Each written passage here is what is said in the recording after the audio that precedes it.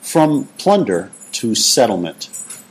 Spanish government officials soon realized the need for order and control in New Spain, establishing the encomida system as a means of settlement.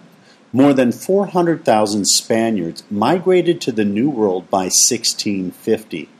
The establishment of Spanish authority brought some organization, class, and caste distinctions and Catholicism to the Empire of New Spain, but a considerable cost to the native peoples. By the end of the 16th century, Spain had pushed the frontiers of their empires north into the lands of present-day Texas, New Mexico, Arizona, and California, a great deal more territory than they could effectively manage. The gold and silver from the New World was a mixed blessing for Spain and the rest of Europe. The French claim Canada. More than 30 years after Columbus's discovery of the New World, the French began to settle parts of North America, primarily exploiting the valuable fur trade. With little support from the Crown, the French population in the New World colony of Canada grew very slowly, necessitating a different kind of colonial relationship to develop between the French and the Native Americans than had evolved in New Spain. The French often worked and lived more closely and cooperatively with the Native Americans, both trading with them and working to convert them to Christianity. The English entered the competition.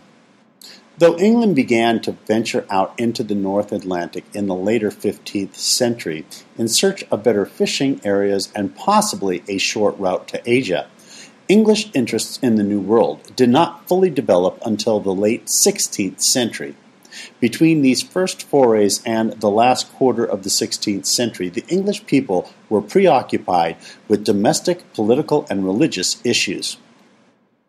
The birth of English Protestantism.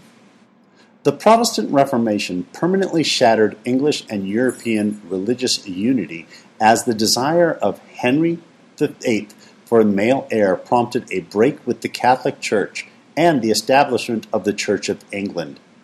The resulting turmoil, though it delayed England's entry into the New World, also motivated it when it did happen. Militant Protestantism.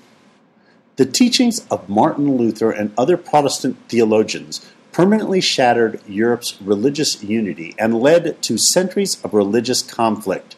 In particular, the teachings of John Calvin, including the doctrine of predestination, would influence the colonization of North America through individuals known as the Puritans. Women in power. Elizabeth I settled the religious debates in England and established the nation as a stronghold of Protestantism.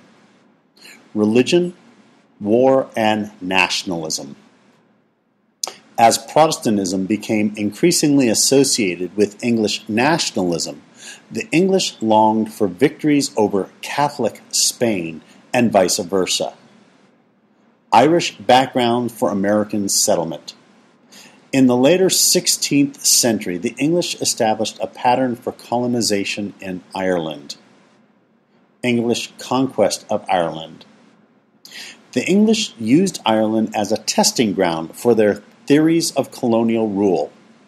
Irish cultural differences justified their theories of English superiority and led to social conflict between the colonizers and the colonized. English brutality. Governors of the Irish colonies often used brutal means to bring the Irish under English rule. So long as Irish accepted their subservience and inferiority, English rule was benign, but when they rebelled, they were met with unprecedented brutality and wanton abuse. The behavior of the English in Ireland set the stage for English behavior in the New World. The Native Americans, like the Irish, were believed to be inferior beings destined to be conquered and controlled by the English. An uncompromising beginning mystery at Roanoke. By the mid-1570s, the English became actively interested in North America. An English pioneer of colonization, Sir Humphrey Gilbert, tried unsuccessfully to plant an outpost of English nation in North America. Later, Sir Walter Raleigh similarly tried and failed to establish a settlement on Roanoke Island, Virginia. The fate of the lost colonists at Roanoke remains unknown even today. Richard Hakluyt popularized exploration by collecting and publishing explorers' accounts of New World, inspiring the English belief that it was necessary to England's prosperity and independence to establish and settle New World colonies. In Hakluyt's version of the New World, America was a paradise on earth just waiting for arrival of the English.